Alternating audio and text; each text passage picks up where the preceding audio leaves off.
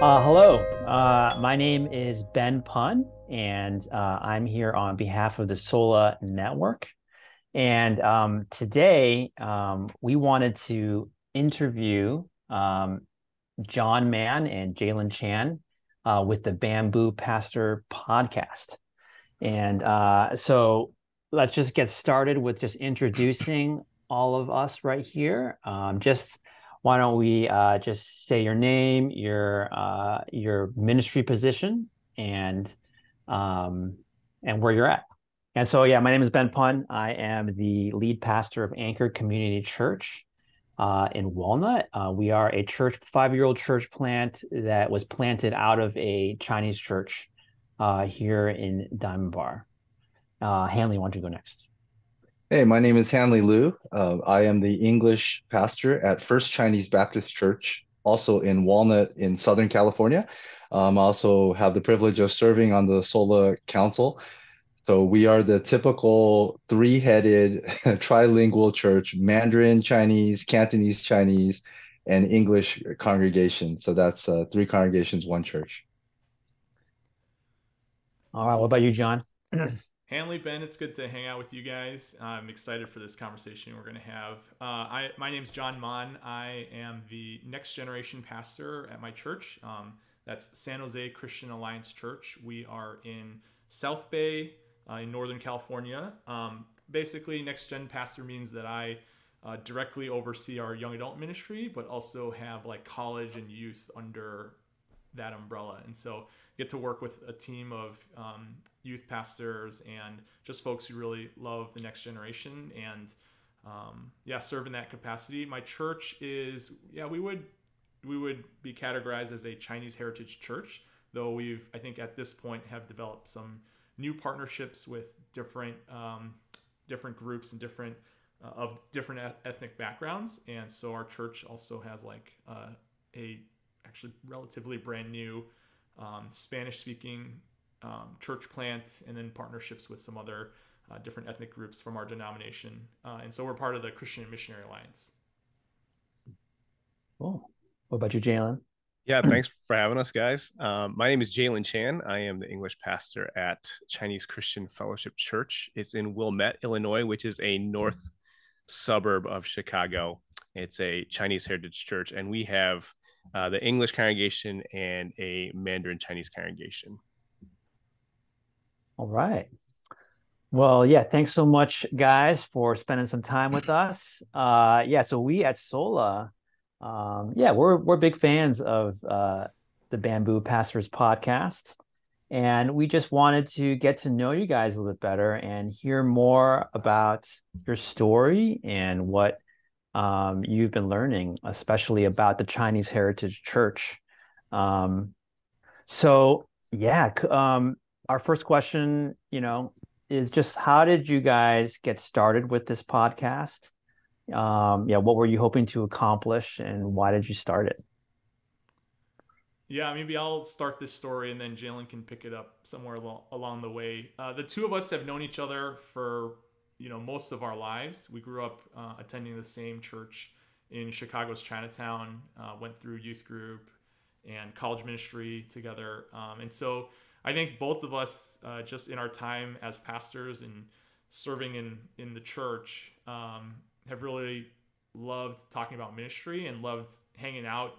I think we had both a ministry friendship, but that came out of our a long time friendship that we've had. And so when I accepted the call to serve at the church I'm at now, after having been in the Chicagoland area for pretty much my whole life, I moved to San Jose right at the start of the pandemic. And back then, couldn't really do anything. And everyone was figuring out what are some hobbies at home to occupy time. And I think it was this combination of looking for something to do because I didn't know anyone in the area and everything was online, plus wanting to stay connected with Jalon, and, keep up our friendship despite me having moved from the Chicagoland area to California. And so we, decided to start the podcast right at the beginning or right around the beginning of the pandemic as a hobby. And we had joked about doing a podcast about ministry and about the church over the years, just as we've hung out and talked and laughed about what we do. And I'll admit that our different iterations of what this podcast might look like have shifted and evolved over time. I think initially we thought, oh, we can like do some like church lunch reviews or something, like something more funny or entertaining, which we still might do an episode on that. But I think eventually we landed on the idea that we could use this to really be like a resource and a platform for the Chinese Heritage Church. And so we kicked this off about 2.5 years ago with just, we had a couple friends that we wanted to bring on, a goal of, I think maybe 10 episodes. Jalon, you can correct me, but I think it was 10 episodes was our goal. And it just kind of snowballed into something more. And now we're into our 3rd season. So it's been a lot of fun. Very exciting. Yeah. And I think the way that we're approaching it now is just recognizing that we're a very unique approach to ministry, right? The English congregation of a Chinese Heritage Church is a very specific, probably pretty small segment of the wider church family. And yet there are a lot of joys and challenges in what we do, right? That are unique to who we are, to, our upbringing, to our experience in the Chinese Heritage Church. And so I think that's something that we've kind of wanted to explore a lot more, John and I have, and also just to bring other people into the conversation, because even as big as Chicago is, there's only a handful of guys that we know in the area that are serving in a ministry like this. And so being able to connect with other guys around the country who are in these roles and have these similar experiences, I think is just, selfishly at least, just really helpful for us, just to see other people who are doing the same thing, going through the same struggles, can also rejoice in the same things. And so that's really a joyful thing that we get out of doing this podcast and having started this podcast. That's what that's why we're excited about doing it. Yeah, I'm super grateful that the two of you had the vision to start this podcast, even if it was just for fun. And because a lot of the topics and the guests that you have, they speak to issues that are very specific to the Chinese Heritage Church. And I know that you've had some other guests that, have parachurch ministries and some, Pan-Asian or multi-ethnic kind of ministries that they represent. And so I think it's been really a blessing for me just to listen in when I see the episodes being released. But as the podcast has gone along, what are some of the surprising insights? Were there things that you didn't expect to learn from some of their interviews, things that you didn't expect, but along the way, it was something that just surprised you in a positive way? Yeah, I think for me, it's been a good thing to see the hopefulness that a lot of guys have in the Chinese Heritage Church, because I think growing up in a Chinese Heritage Church, and I don't know if this is the experience for you guys, but it could leave you a bit jaded, right, or a little bit scarred based on what you've seen and what you experienced. And I think going into it, I thought maybe a lot of these guys are probably just kind of like embattled warriors who are struggling with their ministry roles and, struggling to figure out, how to survive. But there's a lot of hope in, I think, a lot of the interviews that we've done. And that's kind of what we've kind of wanted to point at, that, we're not just a podcast for people to kind of dump on the Chinese Heritage Church or to kind of complain about their role, but it is to say, like, there's a lot of joy in what we get to do, right? There's a lot of hope in what God is doing in the Chinese Heritage Church. And,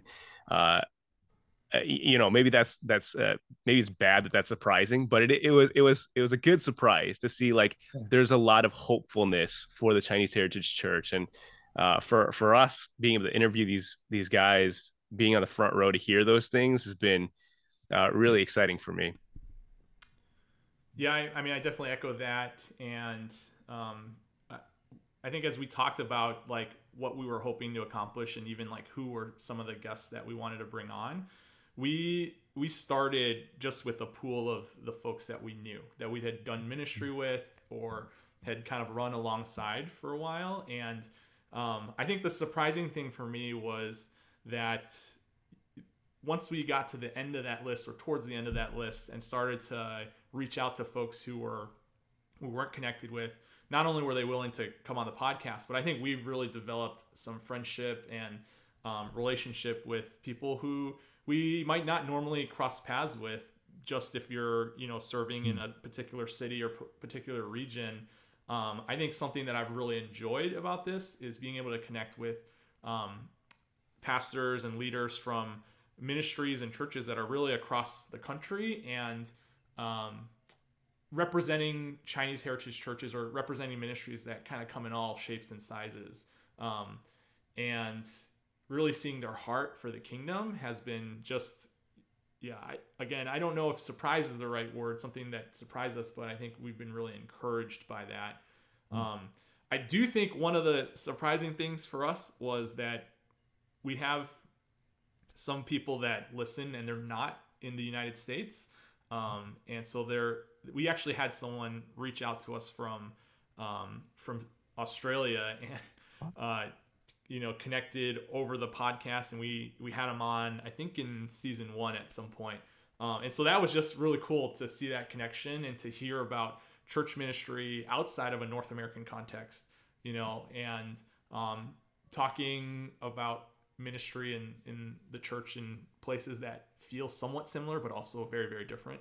Yeah, that was definitely a surprise to us. We also have, surprisingly, I think, and who knows if this is actually where they're from, but we have like consistent listeners from Ireland. I don't know, like if I don't know if there's actually like a lot of Chinese heritage churches out there or what, but or a VPN bouncing through Europe. Right. We're not really sure where it's coming from, but that's surprising that we popped up in Ireland a little bit. But yeah. Man, Chinese people are everywhere. That's one true. thing we know as Chinese people. There you go.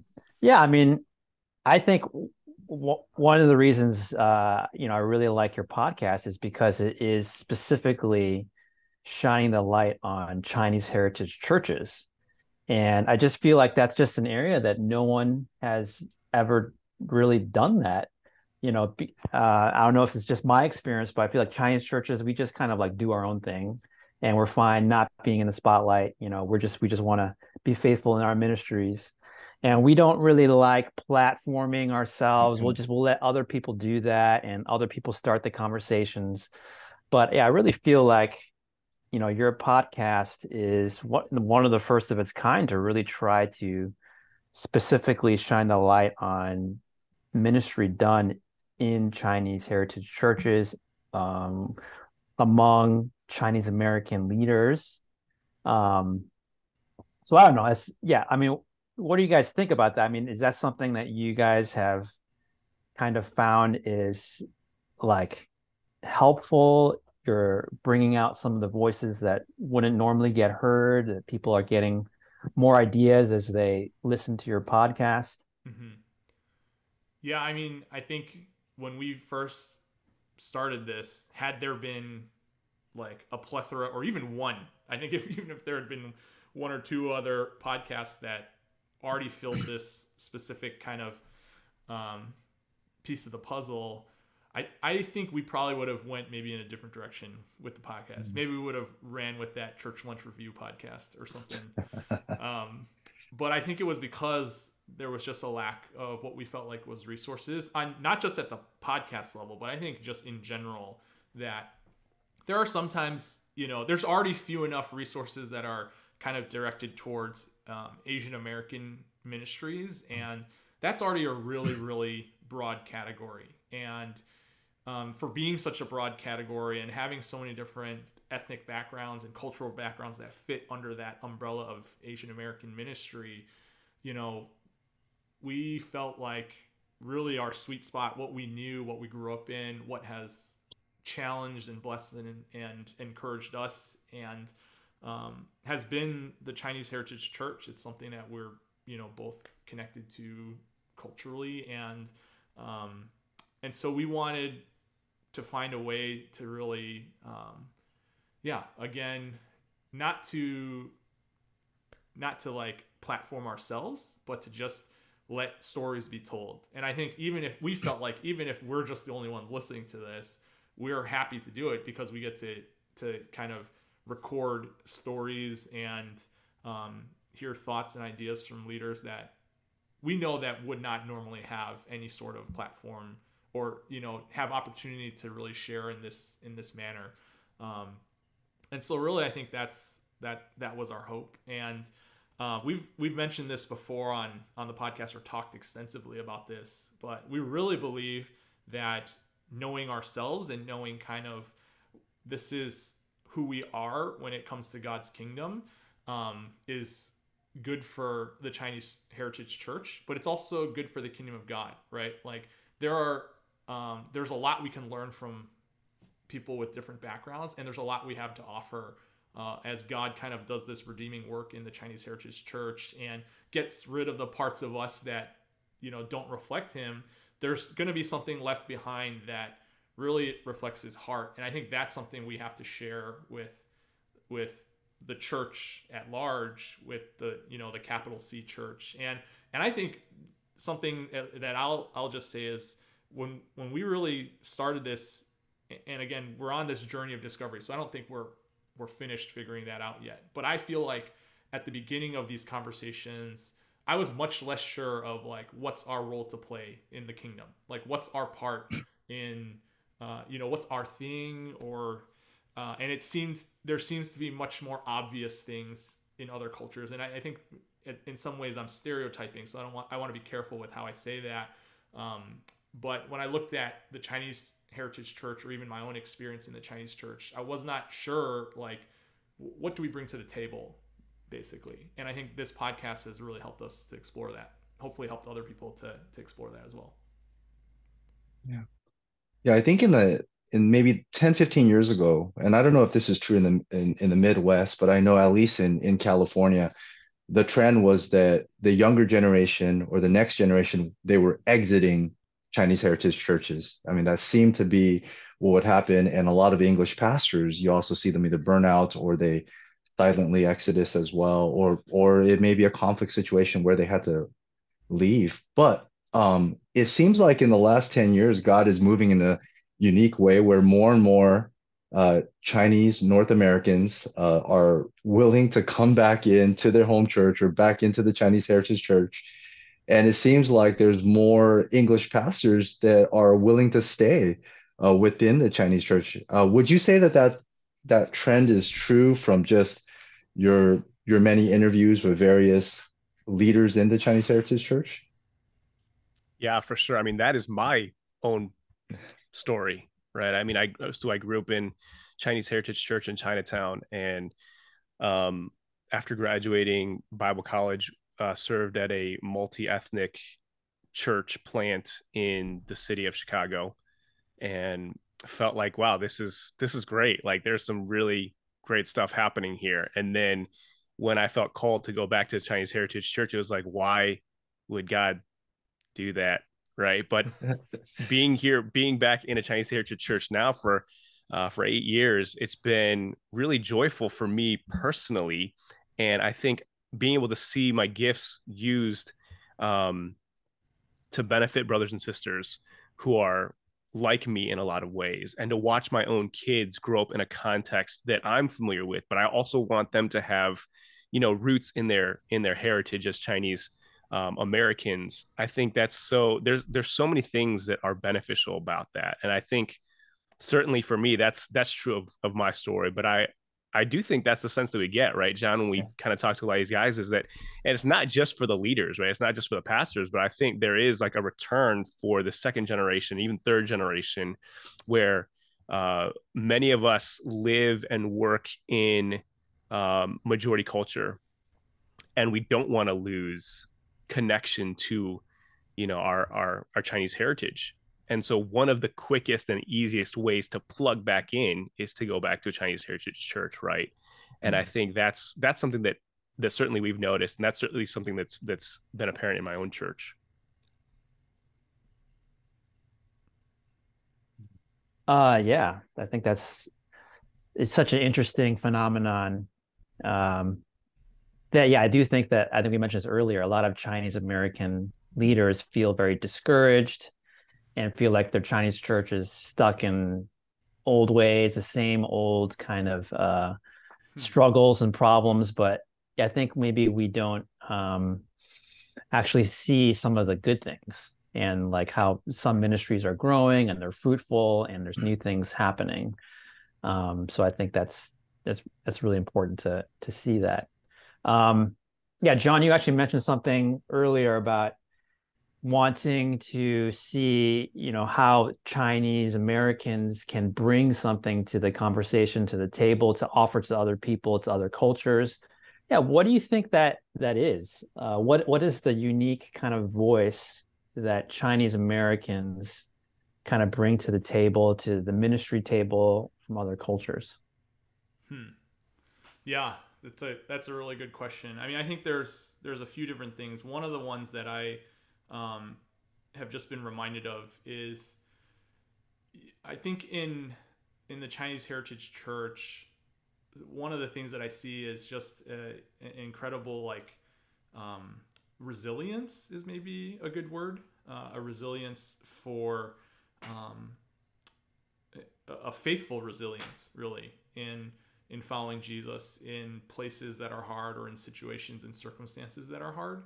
I mean, I think about how many churches have folks who have been in that church for for decades, and for decades they've been following Jesus and serving faithfully in different ministries, and there's longevity in some of these places, and so I think that's something I love about who we are, and I do think that there is a love for the uh, there's a love for passing faith on to the next generation in the Chinese Heritage Church, even if they're not every church or not everyone in the church is understands or knows how to do that best. I do think there's a desire to see faith being passed, and it has to do with, I think, yeah, just a strong family oriented or family centric culture that we are a part of, and so I think that's really valuable to the kingdom, um, valuable as a picture, because I think sometimes the idea of family or the word family may not always um, be a positive one for people or for certain churches or cultures, and so that's something that I feel like we can redeem and really offer back to the full family of God.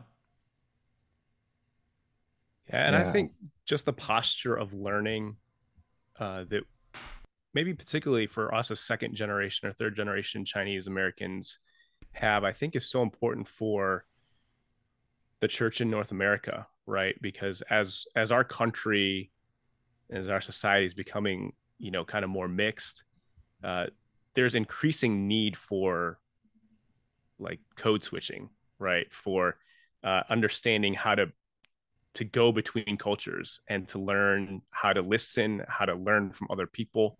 I think that's what we grew up as, like third culture kids, just knowing how to flow between cultures. And I think that's something we can offer to um, not just other Christians in majority culture, but just to the wider culture, right? Just the ability to be learners, to be humble, to understand different cultures and how to uh, show deference. And I think that sense of humility is really important for people in general today. And I think that's something that we can offer as Chinese heritage churches, and particularly, the English congregation or the second generation congregation in a Chinese heritage church is to demonstrate what that kind of um, incarnational ministry looks like, right? Being in different cultures and learning from other cultures and being able to um, show love and humility in those different contexts. Yeah, from your experience, and maybe it'll take a moment to answer this, to kind of think about it, but from what would you say are some of the greatest challenges facing that English pastors or English leaders face going forward? Hmm.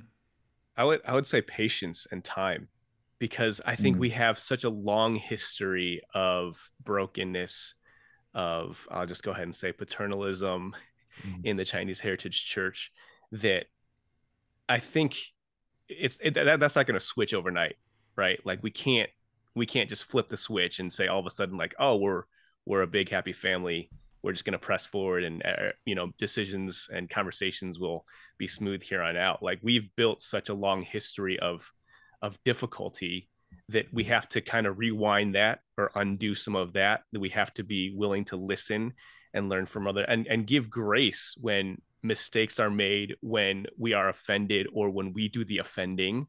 And I think we have to be committed to that process. And so whether it's, deacons and elders being in it for the long haul, not pushing the eject button when things get difficult, I think there has to be that sense of, we're going to be here, we're going to stick it out together, and having that across congregations, the pastors agreeing with one another, like, I'm going to stick with you through this. Our deacons, our board members saying to one another, we're going to stick with you in this. And I think the challenge is to say, this is not an easy process. There has been a lot that we've worked through, whether in our own church history, local church history, or wider Chinese heritage church history. The challenge is to stay with it, is to keep going. Mm-hmm.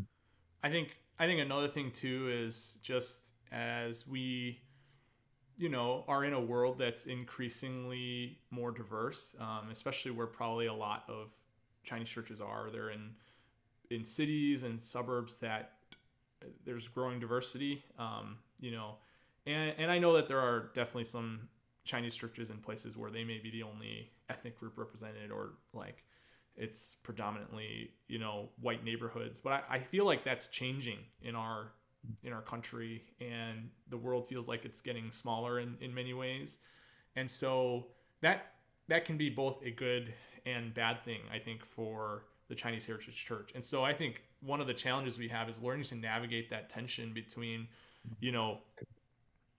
we have to fight, I think, the desire to be insular and only focus on Chinese diaspora ministry, right? Because we have to have this kingdom view in mind, but at the same time, I feel like we also have to resist, maybe the temptation, or just resist losing who we are, and being reminded. And I think a big part of that is being reminded that God put us in this cultural family for a reason. There's something about who we are, again, that we've talked about, and I think there's more, but there's something about who we are that really reflects Jesus to the world. And so we have to navigate that balance between both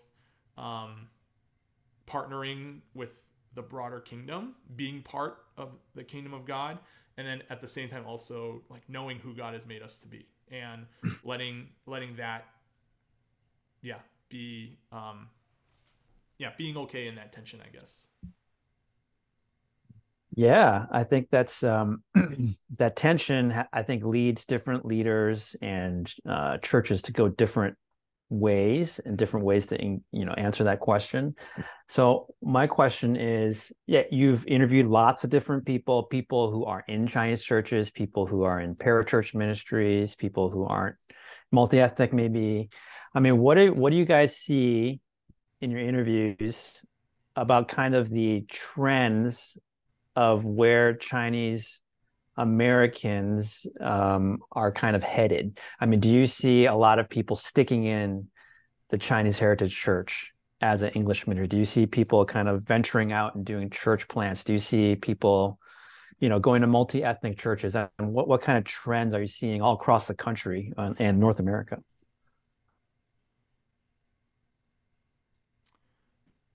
Yeah, I think one of the obvious trends that I've seen is how much like churches, obviously Chinese heritage churches, we like immigration patterns have a big impact on our churches and church ministries, right? Like, especially recently, there's been a large wave of immigrants from mainland China, and so it's reflected especially in areas where there's like Chinatowns, or like the Bay, which sometimes feels like a giant Chinatown.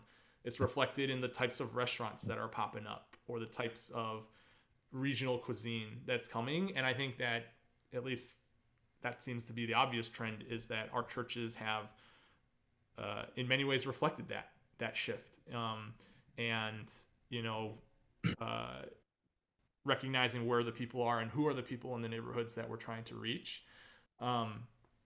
So yeah, I think that's something that we have to be aware of, that if this is the trend right now, what does it look like, down the road? And I'm not, I don't have any background in understanding like the movement of people with immigration, all that. So I think there's much smarter people that you can have a conversation with about that. But I do feel like if we're forward thinking as pastors in the Chinese Heritage Church, and not just as like English speaking pastors, because I think it's easy for us to just focus, let's just look at the second, third, fourth generation. But being aware of like how that's going to affect, and play a part in the way our churches grow or the way our churches do ministry. I think that's really important for the English side to know that and to be connected to that, because that's what we've probably wanted from our first generation congregations, to kind of know like where we're at as a second generation ministry, whether it's English or youth or whatever.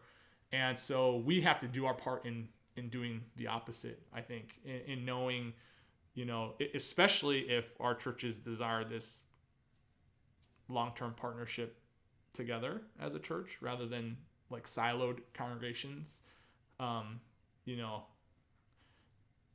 Maybe some people could make the argument that silos are better because they're easier or simpler, allow us to focus on something specific. But I think I would probably make the argument that it might be easier in the short term, but in the long term, we'll lose something with that when we don't have relationship across congregations, across cultures. And it starts at the top with the pastoral team, and it'll trickle down into the congregation. So yeah, I don't know if that really fully answered your question, but that's one of the trends. Yeah, Jalon and John, you both mentioned family several times, and Jalon mentioned patience, humility, desire for unity. And it seems like when we talk to a lot of our Korean American friends, or I know Ben, your model's unique, but a lot of Korean American friends, when they talk about the future for their English ministries, there is almost a blessing of being an independent church, going full townhouse model. But when we talk to Chinese heritage church pastors, the idea of even having a separate English church, or it's almost like you're dividing the family. And so, would you say that from the guests that you've talked to, that there's maybe in the Chinese church, not that there's one right or wrong way to do things between Korean American trends versus Chinese heritage churches, but do you think that our future, maybe in the next 10 years, would be more trying to stay together?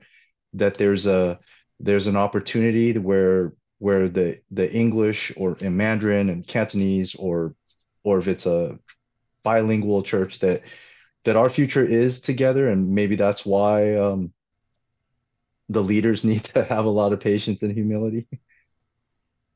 Yeah, I'm glad you brought up Ben's model, because we had him on, Yes, right. man, last season sometime, and I think John and I afterwards were like, man, that's really cool what Ben is doing, and there's some really awesome things about the way that ministry is done with Anchor.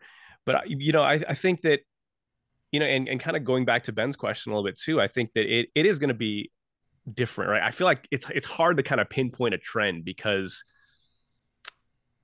I think we're finding that the Chinese heritage churches is kind of diversifying a bit, right? It's looking a little bit different. Like there's not one model. Like I think even in the guests that we've had, the churches that we've kind of looked at, they're all a little bit different in leadership structure, in their model, in the way that they gather and all that stuff. And so I think in some ways it's kind of hard to pinpoint, okay, what are the trends, and then how are we kind of aiming towards that? So I think, but I do think like we have to be faithful to what God calls us to, right? And that might come down to the specific local church and those specific local church leaders. And I do think that there's a lot of benefit to staying together. I do think, as we've talked about, just this family, being in a family dynamic, being multi-congregational, multi-generational, there's a lot of health and beauty to that.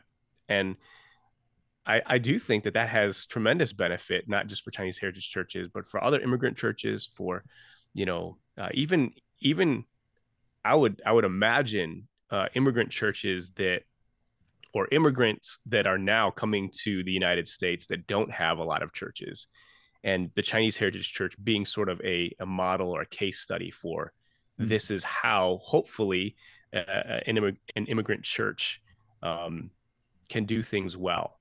And so, yeah, I'm excited about, for at least for the local church that I'm a part of. I want to see us more and more grow in our unity and grow in the Mandarin congregation and English congregation, serving one another, working together, having opportunities to be independent in some ways, but interdependent in most ways, right? And so, yeah, there's something wonderful about recognizing that indeed we are brothers and sisters in Christ. So what does that mean when we put on those extra layers of being Chinese, first generation, second generation, third generation? And yeah, I think that's something that I'm looking forward to, not just for my own local church, but seeing other Chinese heritage churches. What does that look like? That growing unity, that growing sense of family, and what is that expression going to be for churches across our country? And I think one of the challenges with this, is when it comes to immigration, it's not as simple as, do people from Asia want to come here, right? From wherever they're coming from. I think it also involves, like, we don't really know. I mean, we can try to predict or guess or hope, but we don't really know how our country will respond to immigration in the next 10 years. Like, a lot could change, a lot could shift, or nothing could change. And I feel like, I think some of that, the challenge is learning how to just kind of adapt well to whatever God brings, in front of us, into our backyard, or, and maybe it'll continue to be more and more Chinese families and Chinese individuals from all over, or it could be something different, and we're not 100% sure what that will look like. And so, yeah, I think that's an exciting place to be, but also a little bit daunting when I think about it.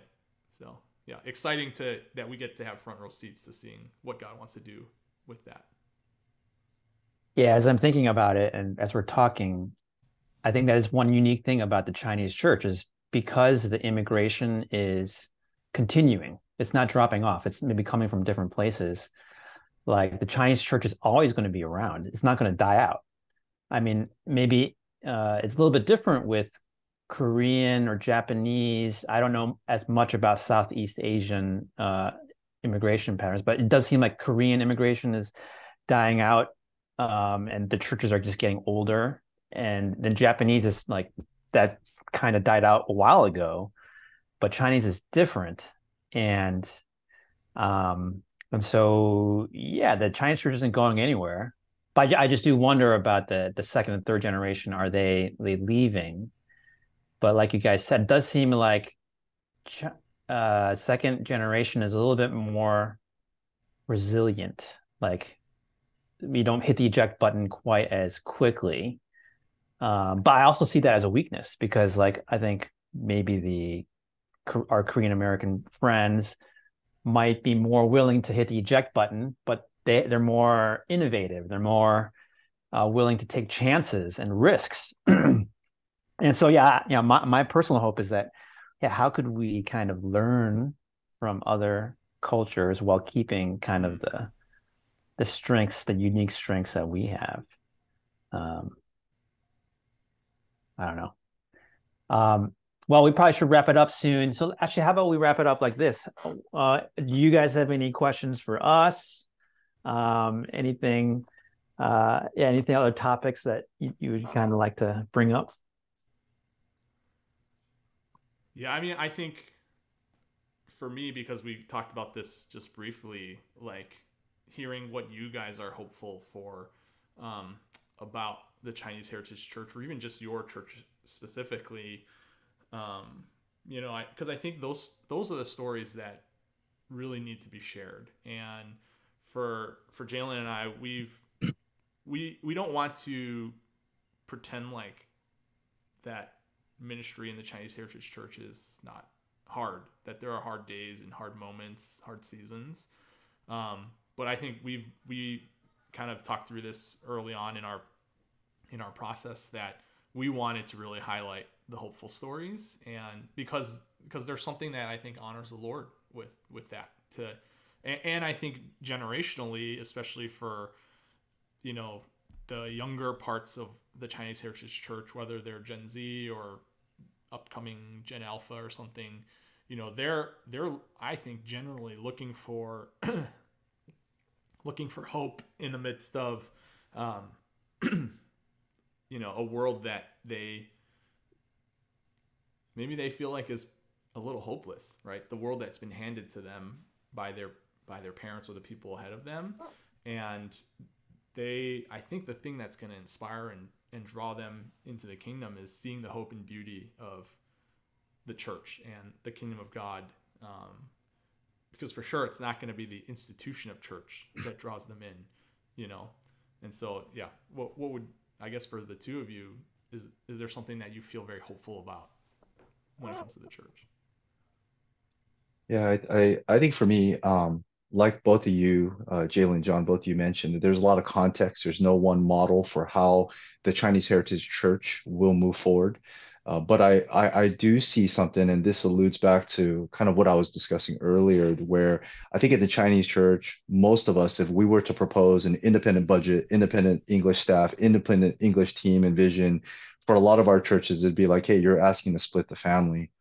But at the same time, I do see in Chinese heritage churches this immigrant mentality where parents immigrate to America and they work their tails off and they want to give the business, or they want to give everything, education, to their children.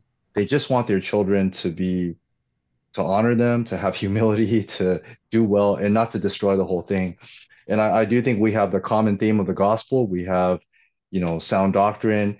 And I do think in the Chinese church, I mean, we still have to see what it's going to look like in the 5 to 10 years, but there could be an opportunity where the Chinese church of multiple language congregations can stay together, regardless of who's leading, where possibly in a healthy setting, an immigrant church could hand the keys to their adult children to lead the church forward, while the adult children um, take the responsibility to carry on some of the values while maybe changing some of the approaches and methods, but never leaving their parents behind.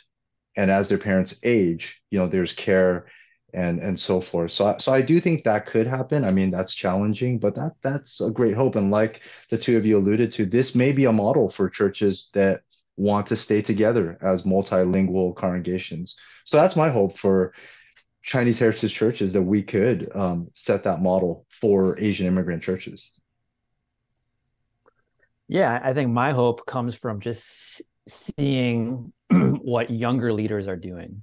And whether that's, I mean, our model is kind of this church plant, but, also staying connected to the immigrant church, or like what Hanley's doing, or a lot of your guests are doing, is staying inside the Chinese church, but still able to have a thriving ministry towards, the next generation.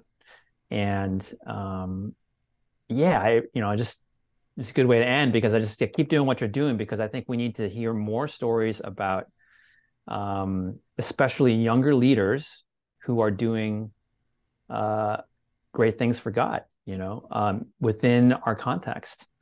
And yeah, so me personally, I think that's the hope of the Chinese Heritage Church as it grows, and if it wants to reach the second, third, fourth generation, is the leaders. The younger leaders need to be raised up. They need to be able to lead, in a way that makes sense to them. They need to be empowered and given the chance to fail in whatever model you're in, And if we can do that, then I think there's a bright future. And So yeah. Well, thank you guys so much for spending some time with us. Had a lot of fun talking to you guys, and yeah, we hope to, hear more about you guys and more of your episodes. For all of you guys watching or listening to this, please check out the Bamboo Pastors podcast, and see you later. Thanks, guys. Thank you. Yeah, thank you.